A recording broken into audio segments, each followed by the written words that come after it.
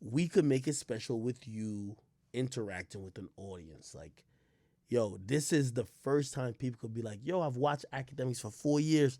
Here he is. And I'm like, I fuck with that. That's true. I'm like, okay, cool. You guys gotta do it. Salute to my guy Cornell. He said, yo, act. You don't even, like, and I don't want to get too much in their business. You don't even want to know what we're charging for a booth at Complex Con. So all these little cool outlets, they're charging my arm and a leg. It's the coolest place to be. If you want to showcase an item, sell an item, promo some shit, act. We're going to give you a pretty decent sized booth for free. If you want to sell merch, whatever, whatever. So even after we've paid you thousands to go, if you want to make more money and you want to go sell some shit or put your brand on display, go ahead. Remember why I came to Complex? I wanted to make the brand of Academics bigger. I said, jumped on it. Let's do it. I'm like, let's do merch. If you go upstairs right now, there's so much chat nigga merch. I order so much shit. I'm like, I order mad chat nigga merch, blah, blah, blah.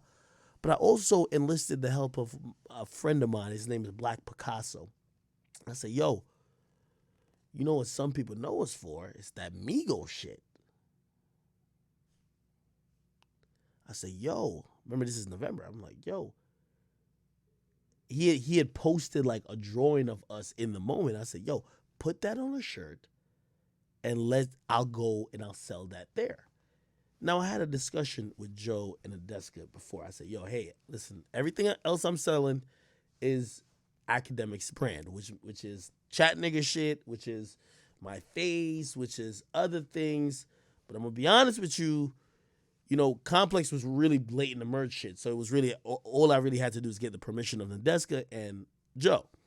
I said there's a moment and I think I might still have it on my Instagram. There's a moment in that Migos interview where we all have different reactions and it's three people side by side. It's dope. I think people will buy that. I love how the creator guy did it. And I was trying to get their approval. And Joe says to me off top.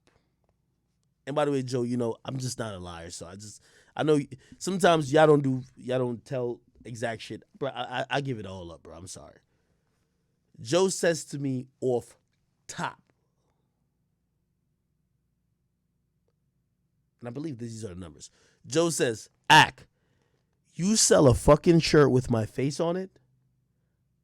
Now, keep in mind, at that point, I'm thinking, oh, well, everything's cool. 33%. I'll give everybody like a third cut. Joe says, Ack, you sell a shirt with my face on it? I want 45%. And I'm like, whoa. And I remember, I'm like, what the fuck? Now my ego kicks in. I know not only is he thinking about the moment and how he was instrumental in it, shit, I was a fucking viral meme too. But then I'm thinking, wait, Joe, if you considering it because you're Joe Budden, nigga, I'm Academics. So I meet him at the same level. I'm like, if you want that, I want that. We either gonna have to both come down or what? And let me salute to my sister Nedeska. Nedeska allowed me and Joe to get the same percentage, and she took whatever was in the middle. I love Nedeska so much. But that was one of the times I knew how Joe thought about everything we were doing. It was not 33%. He could have that thought. I could have my own thought. We were either going to figure it out or not figure it out. For that particular time where we were selling merch, or I was trying to sell merch, Nedeska split the difference and said, I really don't care. No, it's cool. Like, I'll take whatever the little is in the middle. I love her so much. I say that to say, if you believe the Joe Budden podcast is going to be 33 with the two stooges when he came on Everyday Struggle with me, and I would argue, the majority of the audience, at first at least, they grew in love with Joe, I'll be honest. And Joe saw himself as, hey, I'm a guy with a name. If Billboard's writing about us, they're using Joe as the headline.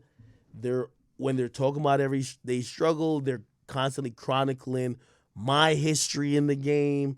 I don't feel we're on equal standing. This is business, people. I can't fault that man at all. At that time, I was sticking to my guns. I said, nah, y'all see how much people I'm bringing here? What's up? Nedeska split the difference. Now, that was everyday struggle. Imagine Joe with the two niggas who are only known because of him.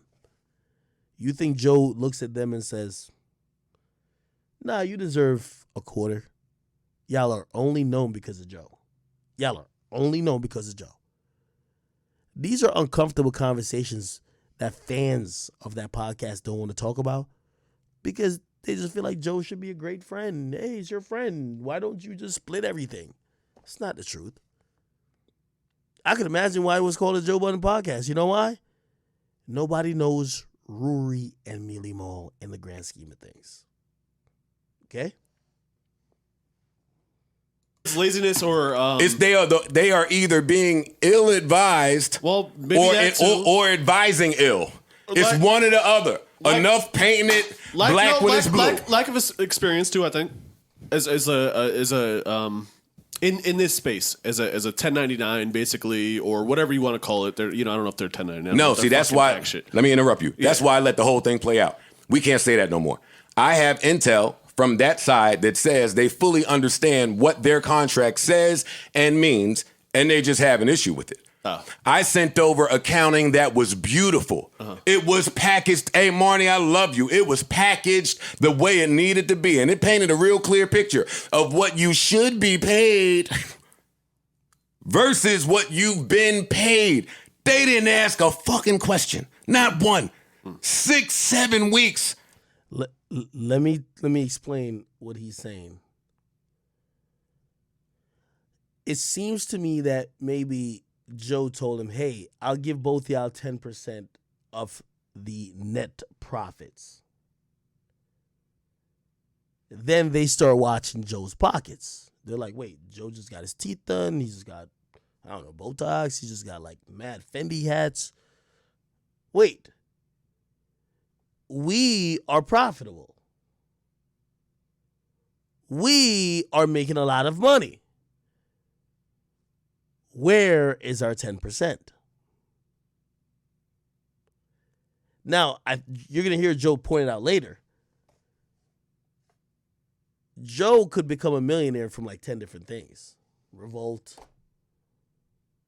I'm pretty sure he could get a pull-up deal worth millions. And this is where some people keep getting hurt. I'm sorry to burst the bubble that you live in. If me and Joe Budden go anywhere, the starting conversation of price to pay for us talent-wise is at least $3 to $4 million per year. Just let you know. That's the starting. So think about how Joe's thinking.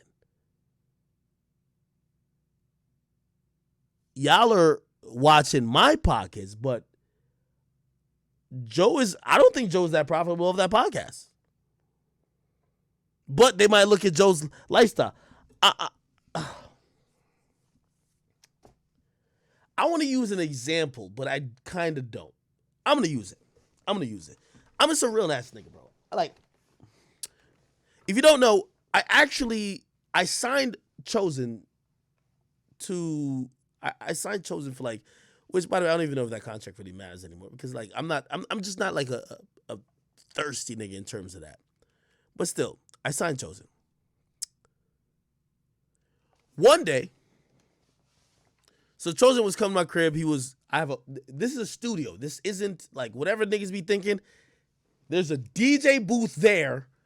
Back there, there's a plexiglass actual recording booth. There's 4 monitors here. There's a racked situation here with all type of situation. There's a keyboard over there.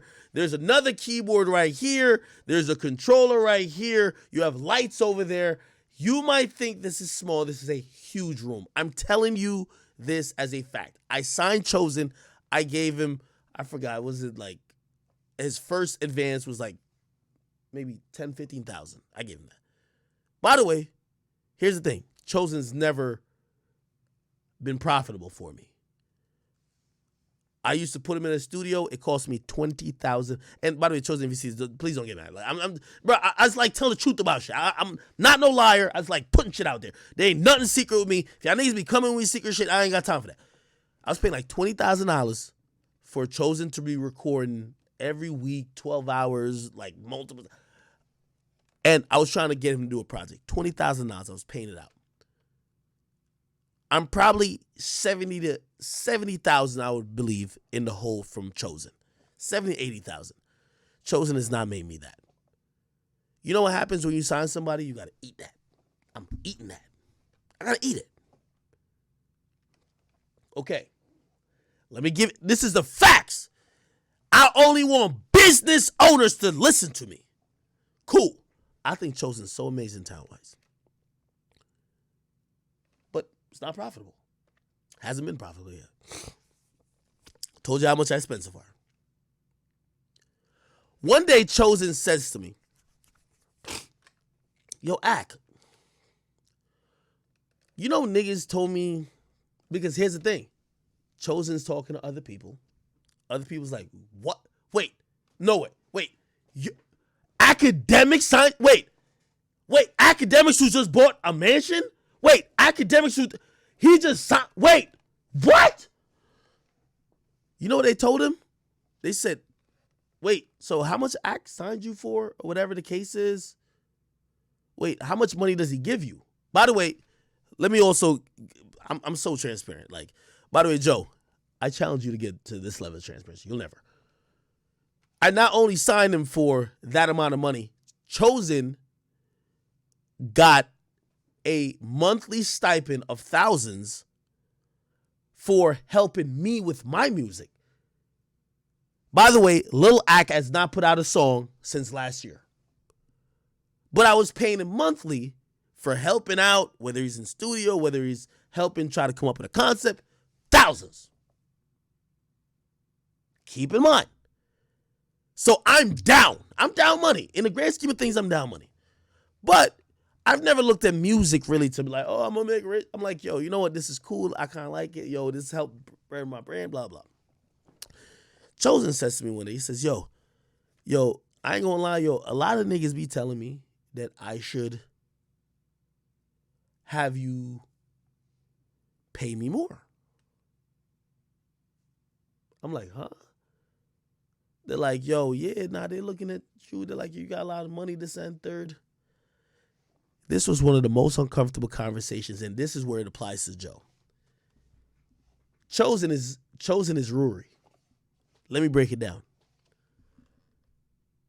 I had to explain to Chosen. I said, Chosen, let me explain how much I give to you. I give you money every month that you could rent a place. I gave you an advance. I give you money that you could eat. I pay everything for you. If you're coming somewhere, I transport you. Everything's paid for. Now let's look at what you've made for me. Shit, even my biggest song thus far, the one with 6ix9ine. The Chosen even right on it. Nope. I'm in a loss with you. Let me further explain.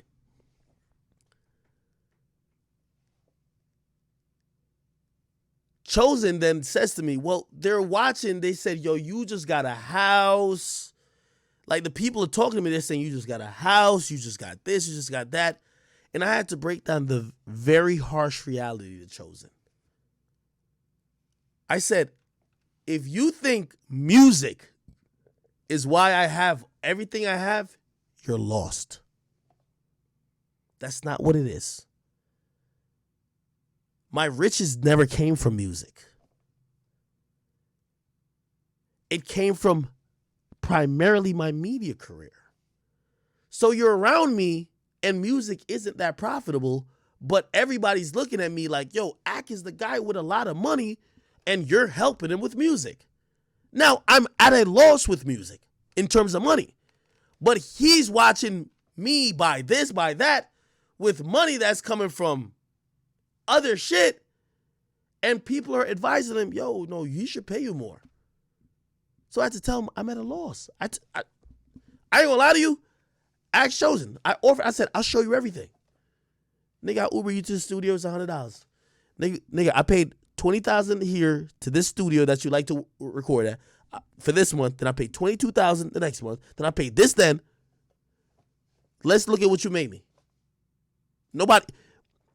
You see, that's where you separate the bosses and the workers. Because once you start talking about what you've made versus what you're getting paid, they stop asking. Oh, no, never mind. Nah, them niggas is tripping. Wait, you don't want to see how much you have lost me?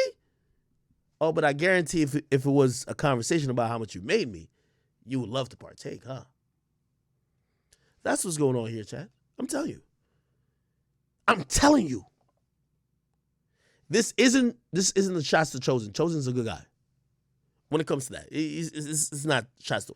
I'm explaining what y'all don't realize.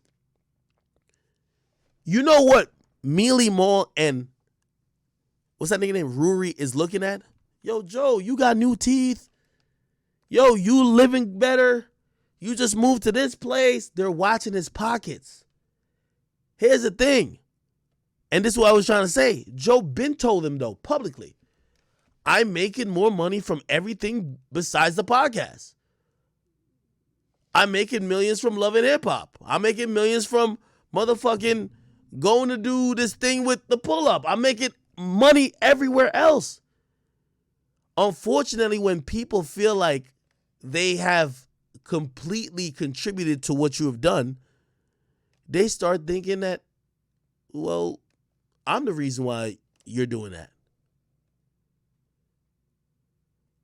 The state of the culture check that Joe Budden gets. Do you think that he needs to answer to Rory about why he got extra hundreds of thousands or millions?